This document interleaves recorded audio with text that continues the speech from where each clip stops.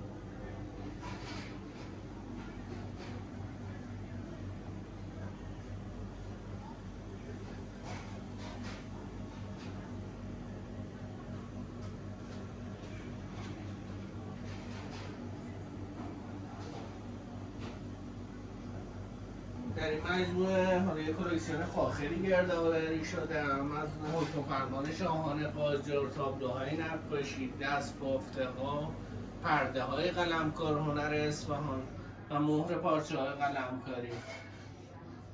سوالی هم داشتین هستن در خدمتتون. پردم یه اثر زرباف من دوره قاجار، دور تا دوره شیر و خورشید و تاج کیانی هست. من قسمت دربا خالی بوده و این کمان که قدمت 300 ساله داره، روش نقاشی آب طلاکاریه. موزهش هم دوده گوسفنده، کار بسیار موزه‌ای و خاص. بسیار عالی. ممنون از شما. مرسی. متشکرم. زنده باش.